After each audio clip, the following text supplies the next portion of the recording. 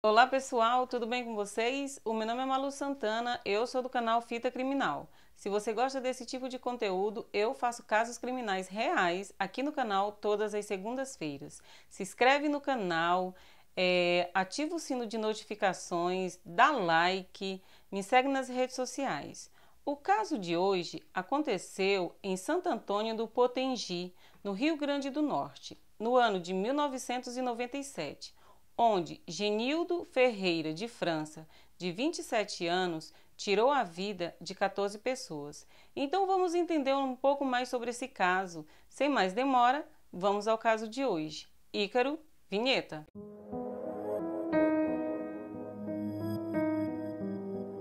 Genildo Ferreira de França nasceu em Santo Antônio dos Barreiros, no Rio Grande do Norte, atual Santo Antônio do Potengi. O Genildo, ele serviu ao 7º Batalhão de Engenheiros de Combate em Natal até janeiro de 1990. O Genildo, ele adquiriu muita habilidade com armas de fogo. Foi considerado um excelente atirador. Ele era dono de uma mercearia, foi casado 2 vezes e tinha 3 filhos. Em 1995, Genildo teria testemunhado o filho de 5 anos sendo atropelado e morto por um taxista. Os amigos relatam que Genildo era um homem bom, muito simpático, mas que depois da morte do seu filho, ele ficou com um comportamento imprevisível. Eles relataram que ele tinha explosões de raiva e quando isso acontecia, ele sempre ameaçava de morte as pessoas. Porque, segundo os amigos, o que deixava Genildo mais chateado era o fato do taxista que atropelou seu filho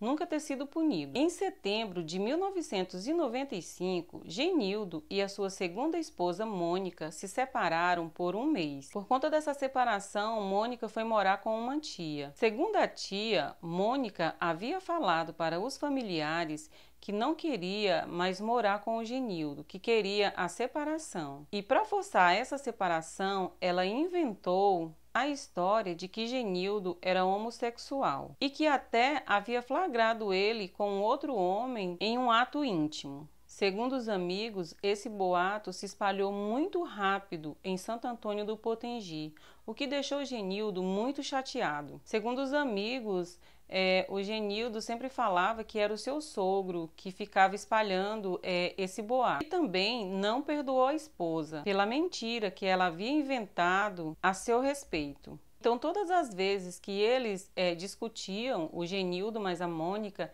ele sempre ameaçava a Mônica e os seus familiares de morte. Por conta desses boatos, o bar que o Genildo tinha, que era de onde ele tirava todo o seu sustento, os clientes começaram a se afastar. E o Genildo passou a ser apontado na rua e muitas pessoas zombavam dele, o que deixava Genildo muito furioso. Então, um dia, conversando com seu irmão, o Genildo relatou para ele que estava muito furioso e que já não se importava com mais nada, que ele falava muito em vingança. O irmão de Genildo também relatou que o irmão chegou até a ligar para uma funerária em outubro de 1995 e que era para o seu próprio funeral, só que a funerária não entregou o caixão e que ele havia até convidado alguns amigos para cavar sua cova. Os amigos levaram aquilo tudo na brincadeira, eles acharam que o Genildo não estava falando sério. Só que quando eles chegaram na casa do Genildo, eles perceberam que o Genildo estava falando muito sério. Então, os amigos de Genildo chamaram a polícia. Quando a polícia chegou na casa do Genildo, eles fizeram uma busca e acabaram encontrando 2 pistolas e 200 munições. Foi tudo apreendido. Então, passou-se um tempo e o Genildo encomendou um outro caixão. Em fevereiro de 1997, ele falou para o agente funerário que iria tirar a própria vida.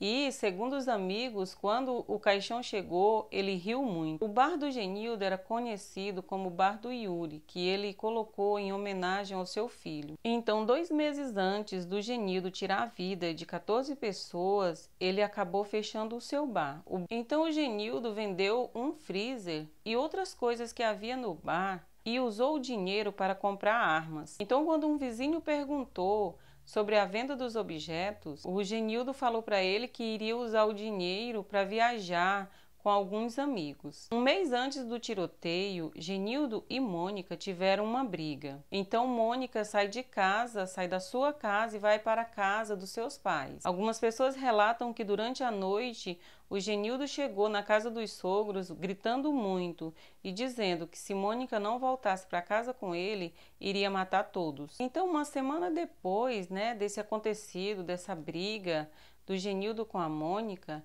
ele falou para Mônica que estava planejando fazer uma viagem e que queria muito levar ela e toda a sua família. Então, 5 dias antes do tiroteio, o Genildo falou para um vizinho que seus detratores e seus devedores logo receberiam o que mereciam, receberiam a sua recompensa. A mãe de Genildo relatou que dias antes do tiroteio, o Genildo estava com um comportamento muito estranho. Ele estava muito agitado, não parava quieto e vivia relembrando a morte do filho. E ela também relatou que parte dessa inquietação porque o Genildo descobriu o nome do taxista que atropelou seu filho, que ele estava falando muito em vingança, mas que ela tentava sempre fazer com que ele mudasse de ideia.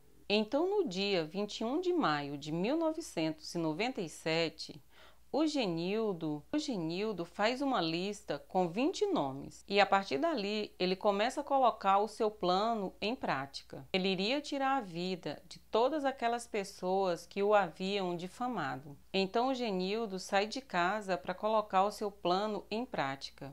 Ele vestia um colete camuflado e tinha uma pistola semiautomática com 2 pentes de 15 cartuchos. Ele também tinha um revólver 38 e ainda tinha 5 caixas de munições com um total de 250 cartuchos, uma faca e uma bolsa de nylon. E estava acompanhado de um amigo e uma jovem de 16 anos que as pessoas relatam que era amante do Genildo. Então, às 16 horas do dia 21 de maio de 1997, o tiroteio começa. A primeira vítima de Genildo foi um taxista que namorava a sua ex-esposa, no caso, a sua primeira esposa, Francisco Marques Carneiro. Genildo tirou a vida do Francisco porque, segundo ele fazia vários comentários maldosos ao seu respeito. Ele o matou com um disparo na testa. A sua segunda vítima foi Elias dos Anjos Pimenta, em Santo Antônio do Potengi. Chegaram lá por volta das 19h30. Ele chamou Elias, que se juntou ao trio, e foram para a casa do sogro do Genildo, Baltazar Jorge de Souza. O Genildo usou a desculpa que precisava da ajuda dos 2 homens para a entrega de uma vaca. Os 2 acreditaram e saíram com o Genildo. Em um certo ponto do caminho, Genildo parou o carro e pediu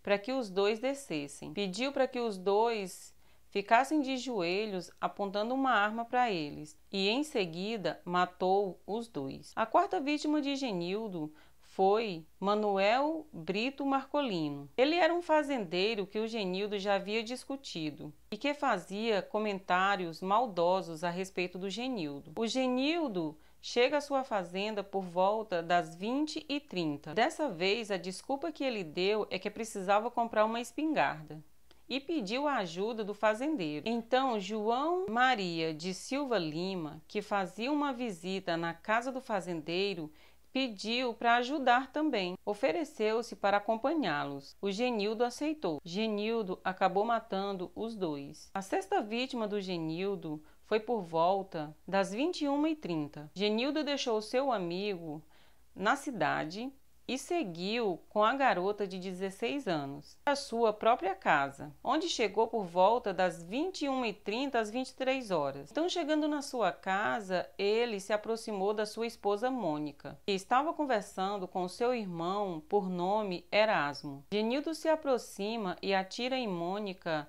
4 vezes, atingindo-a 3 vezes. Mônica morre no local e Genildo pede a Erasmo que saia dali, para que ele vá embora. pois ele não tem nada contra ele. A sétima vítima do Genildo foi no dia seguinte, dia 22, por volta das 6 horas. O Genildo e a jovem de 16 anos se dirigem para a casa dos pais do Genildo, o seu José Ferreira e a dona Maria do Carmo. Genildo então entra e leva seus pais para o quintal. Chegando no quintal, o Genildo apontou a arma para eles. Então o seu irmão chega e pergunta por que ele está fazendo aquilo.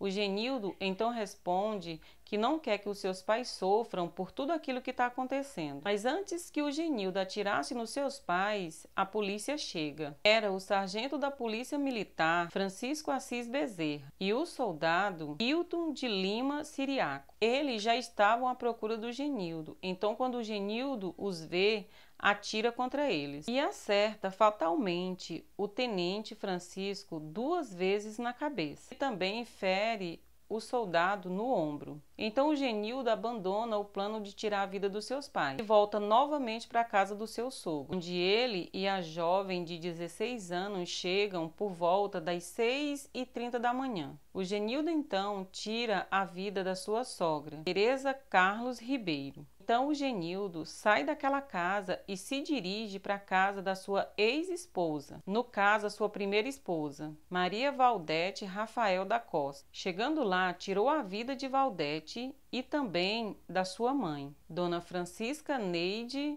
Rafael Costa. Pegou a sua filha de 7 anos, que morava com elas, e levou com ele. Às 6h45 da manhã, Genildo tirou a vida do seu vizinho, Flávio Silva de Oliveira. Ele era mudo e, segundo Genildo, sempre que passava, ele ficava fazendo gestos com as mãos, zombando do Genildo. Então, depois que tirou a vida do Flávio Silva, o Genildo então tira a vida de Antônio Josenberg Campelo. Ele era um mensageiro do Telérnio e o Genildo tirou a vida dele porque ele havia presenciado o momento em que Genildo atirou no sargento e no soldado. Então Genildo o mata com 7 tiros. Genildo então passa a ser perseguido por cerca de 120 policiais. Os policiais cercaram o Genildo, mas ele conseguiu fugir. Ele escapou escondendo-se em uma escola e em casas também, onde ele chegava e ameaçava as pessoas que ali moravam. Então, ao 12h10, o Genildo foi finalmente cercado pela polícia. Ele foi cercado em uma plantação de bananas que ficava próximo à sua casa. Então o Genildo libera a jovem de 16 anos e a sua filha de 7 anos. E em seguida dá um tiro no seu próprio peito com o seu revólver. Então o Genildo se envolve em um tiroteio com a polícia até morrer. Segundo relatos, depois de morto, a polícia ainda o alvejou por várias vezes na cabeça, até que Genildo ficou irreconhecível. Então, depois de morto, o amigo de Genildo e a jovem de 16 anos são interrogados e perguntaram para eles por que eles não haviam fugido, sendo que eles tiveram várias oportunidades de fugir. Então, eles relataram à polícia que o Genildo havia ameaçado eles de morte, por isso eles não fugiram. Então encontraram uma carta que o Genildo deixou, e nesta carta ele explicava por que ele tinha feito tudo aquilo.